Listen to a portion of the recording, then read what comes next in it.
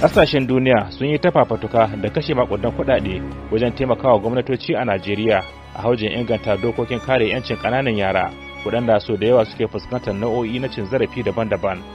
Sai dai har yanzu ana samun mutane da ke kau da kai daga dokokin da aka samar na kare 'yancin ƙananan yara, suna cin zarafin yara musamman 'yan mata ta hanyar yi musu fyaɗe, kamar wanda ya faru a makon jiya a garin Yawuri na jihar Kebbi da ke arewa maso yammacin Najeriya.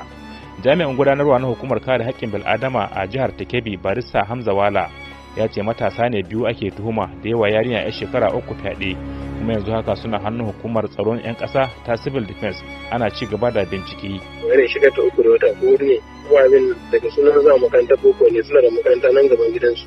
Yayin da suka yi wannan abu makwabtansu ne, ta dawo makaranta babanta shi dai bai so da an kai ba. Haka da ya ga wani yaro karami ya kawo mai kayanta, ya ce ina take, suka ce ba su gane ta ba, amma dai sun kayanta waje da kularta da uniform ɗinta gaba da hijabinta.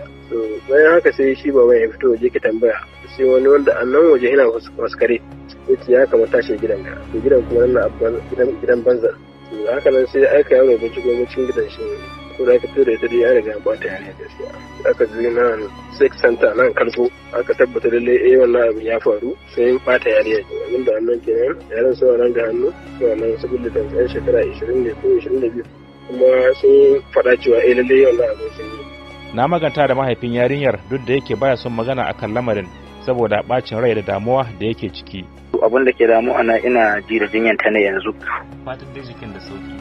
Jikin da sauki, jiya ne mata ce cikin tana ciwo.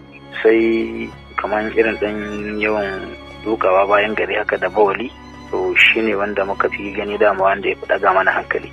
To amma yanzu na ga da safen nan kamar abin yana dan yin sauki, duk da yake dai shiga na gidan bai wuce biyu saboda ban jin daɗin zama cikin gidan. Hukumar tsaron 'yan ƙasa ta Civil Defense ta bakin kakakinta Akim Adeyemi ya ce lallai akwai magana mai kama da hakan da take bincike a kai, sai dai ta ce ba za ta ce komai ba akan batun sai an kammala bincike. Surely there's a case before us, and I think they are looking into it. As soon as they are done with the investigation and they let me have it, I can make it available to whoever that's interested in it. So but it happened. I think so. Ko bayan wannan yanzu haka akwai wani matashi dan shekara 21 da ake tuhuma da yawa yarinya 'yar shekara 6 fyaɗe a garin Kalgo duk a jihar ta Kebbi, wanda 'yan sanda ke bincike a kai.